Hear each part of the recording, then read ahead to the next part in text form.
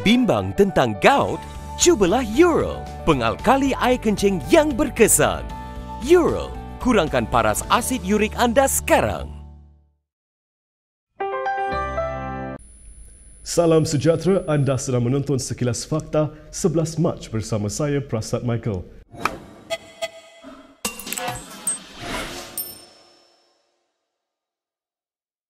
Presiden UMNO Ahmad Zahid Hamidi menolak cadangan agar Putrajaya menjalin satu lagi memorandum persefahaman dengan Pakatan Harapan. Sekiranya perkara itu berlaku, ia dilihat bakal menggagalkan usaha Zahid untuk mendesak pilihan raya umum mengejut. Bercakap dalam sidang media di Tampoi Johor hari ini, Zahid berkata memorandum persefahaman yang kedua hanya akan memberi masa kepada PH untuk menyusun serta membaiki semula kelemahan mereka. Dakwanya gabungan itu berdepan dengan masalah dalaman dan citra rakyat ketika ini juga sudah bertukar kepada Barisan Nasional. Terdahulu, pengerusi Barisan Nasional itu melawat Pusat Operasi Pemilihan MIC di Tampoi Johor. Zahid dan penyokong kumpulannya dalam UMNO menggunakan PRN Johor untuk menekan Perdana Menteri Ismail Sabri Yaakob bagi mengadakan PRU mengejut jika BN menang besar di negeri itu. Semalam, Setiausaha Organisasi DAP Anthony Loke memaklumkan PH boleh meneruskan kerjasama mereka dengan kerajaan melalui MOU kedua sehingga penggal Parlimen tamat. Loke berkata dengan sokongan PH, Ismail boleh mengabaikan tekanan daripada kem Zahid untuk PRU mengejut dan meminta Parlimen menamatkan penggalnya sehingga 2023. Sementara itu, Zahid berkata BN belum memutuskan siapa akan menjadi poster boy gabungan itu pada PRU akan datang. Pengerusi BN itu berkata demikian ketika diajukan soalan sekiranya Perdana Menteri Ismail Sabri Yaakob akan menjadi pilihan.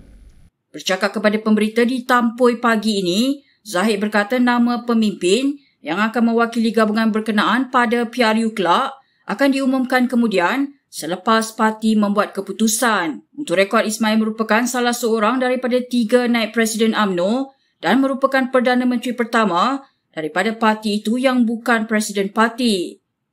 Bagaimanapun diketahui umum, terdapat perpecahan dalaman dalam parti tertua negara itu dengan Ismail Sabri sehaluan dengan puak lain yang tidak menyokong Zahid. Zahid sebelum ini memberitahu pemberita bahawa PRU tidak seharusnya ditangguhkan lebih lama lagi dan sebaik-baiknya diadakan selepas berakhirnya PRN Johor supaya tidak kehilangan momentum. PRU terakhir diadakan pada 2018 dan tempoh mandat ahli parlimen sekarang akan berakhir pada tahun hadapan.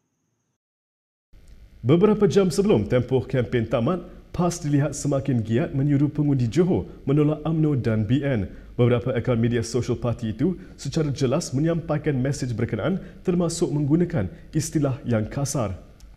Melalui media sosial, Presiden PAS Abdul Hadi Awang mengingatkan pengundi Johor agar tidak mengulangi kesilapan semasa mereka melaksanakan tanggungjawab mengundi esok. Akaun Facebook rasmi PAS bagaimanapun bernada lebih tajam dalam menyampaikan mesej berkenaan. Semalam misalnya, akaun berkenaan memetik kata-kata Ketua Pemuda PAS Ahmad Fadli Syari semasa berucap di Johor pada 8 Mac lalu.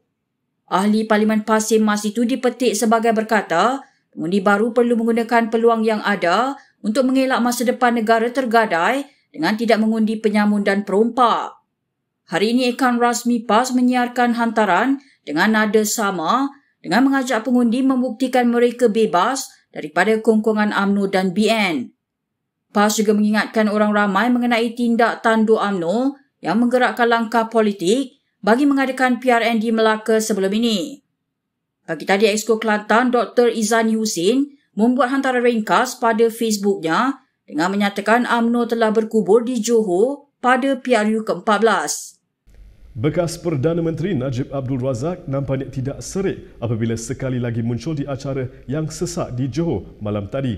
Ini walaupun Najib telah dikenakan 5 denda kerana melanggar prosedur operasi standard COVID-19. Ahli Parlimen Pekan itu hadir di Medan Selera 988 di pinggir Bandar Iskandar Puteri malam tadi untuk berkempen bagi calon BN di Skudai Lim Soon Hai. Kira-kira 200 penyokong yang berpakaian baju biru BN dan memegang sepanduk telah menunggu Najib dan berkerumun di sekelilingnya sebaik dia keluar dari kenderaannya. Pengerusi Lembaga Penasihat BN itu disambut dengan rombongan tarian singa dan kemudiannya diiringi laungan bosku ke mejanya. Najib turut menyampaikan ucapan dan antara lain menggambarkan DAP sebagai parti yang membelakangkan masyarakat Cina. Jadi kita tak boleh pakai itu DAP, dia letak itu calon Melayu di sini. Betul! Itu tipu saja. Itu main sulap mata saja. Kita mau siapa? Calon Sunhai. Lim dari MCA akan berdepan Marina Ibrahim dari DAP dan Koo Kong Ek dari PN. Najib yang telah disabitkan atas pelbagai kesalahan telah aktif berkempen semasa PRN Johor termasuk membuat beberapa penampilan untuk pelbagai calon MCA. Dalam pada itu, pegawai khas kepada Najib Abdul Razak, Ahmad Lufti Azhar, memohon maaf dan menawarkan gajinya untuk bulan ini ditolak. Ini selepas dia mengakui bertengkar dengan seorang wartawan ketika kempen Najib ditangkap baru-baru ini. Terdahulu Ahmad Lutfi didakwa menggunakan perkataan kesat dan merapatkan wajahnya kepada wartawan terbabit kerana enggan memadamkan gambar yang diambilnya. Menurut saksi, kejadian itu berlaku pada 8 Mac ketika Najib mengiringi calon BN bagi Don Tangkak, Ong Chi Siang di Pusat Penjaja Tangkak Jaya. Insiden itu berlaku ketika Najib dan Ong sedang menjamu selera apabila sepasukan anggota pegawai dari Jabatan Kesihatan telah cuba mendekati rombongan Najib. Pegawai Najib yang memakai baju hijau muda menghampiri pegawai kesihatan tersebut yang ingin mengeluarkan kompaun dan wartawan yang berada di situ mula merakamkan gambar. Saksi turut berkata dia berada di lokasi untuk mengambil gambar tetapi berhenti berbuat demikian kerana bimbang selepas melihat tindakan Lutfi. Lutfi kemudian menyifatkan perkara yang berlaku sebagai salah faham namun mengakui tindakannya menuntut wartawan itu memadamkan gambarnya adalah salah. Kerajaan Selangor akan memberi sumbangan RM10,000 kepada waris 4 mangsa yang maut dalam kejadian tanah runtuh di Ampang. Perkara itu diumumkan oleh Menteri Besar Selangor Amiruddin Syari dalam sidang medianya hari ini. Ketika melawat lokasi kejadian di Taman Bukit Permai 2 di Ampang pagi ini, Amiruddin berkata pihaknya akan mempertimbangkan bantuan dan sumbangan kepada kediaman lain yang turut terkesan dalam kejadian itu. Sementara itu katanya polis akan mewujudkan balai sementara di lokasi kejadian dan melakukan pemantauan 24 jam sehari. Tumpuan ketika ini katanya adalah untuk mengkaji risiko dan tahap keselamatan 48 buah rumah di kawasan itu sama ada ia selamat untuk terus didiami atau tidak.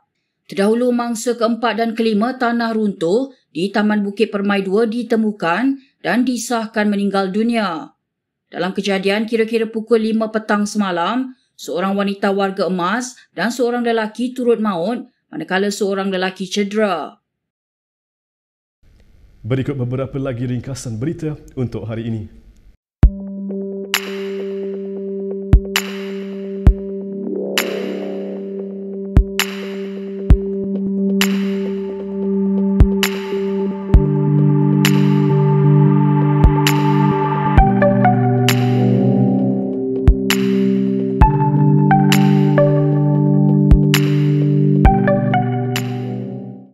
Sekian sahaja daripada saya, Prasad Michael, untuk Sekilas Fakta. Untuk lebih banyak berita, anda boleh layari kinitv.com.